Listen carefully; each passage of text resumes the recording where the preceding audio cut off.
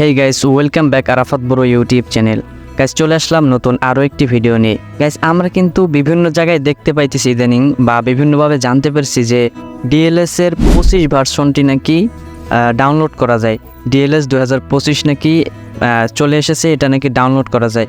তো এটা কিভাবে ডাউনলোড করতে হয় আর এটার লাভ এবং ক্ষতি কী এ সম্পর্কে এখন আলোচনা করব। তো আপনি যদি এই চ্যানেলে নতুন হয়ে থাকেন অবশ্যই চ্যানেলটি সাবস্ক্রাইব করে রাখবেন। 2025 যে ভার্সনটি রয়েছে এটি প্লে স্টোরে পাওয়া যায় না, এটি গুগল থেকে নামাতে হয়। তো গুগলে গিয়ে সার্চ দেব ডিএলএস 2025। তো দেখেন এখানে কিন্তু অনেকগুলো ওয়েবসাইট চলে আসছে। তো এখানে একটা প্রবেশ করলাম। তো এখন কিন্তু দেখতে পাচ্ছেন এখানে কিন্তু ডাউনলোডের অপশন রয়েছে।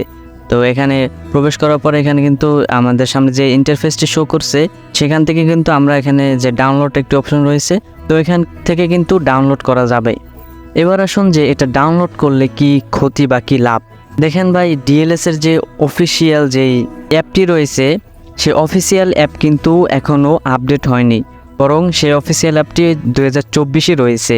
আর বর্তমানে এই যে ভার্সনটি রয়েছে 25-এর, এটি কিন্তু আনঅফিসিয়াল একটি ভার্সন। আর এটি ডাউনলোড দিলে আপনার চ্যানেল, আপনার যে আইডিটি রয়েছে, আপনার যে গেমের আইডিটি রয়েছে, আইডির মধ্যে একটা প্রতিক্রিয়া সৃষ্টি হবে আর আপনার আইডিতে অনেক সমস্যা হবে।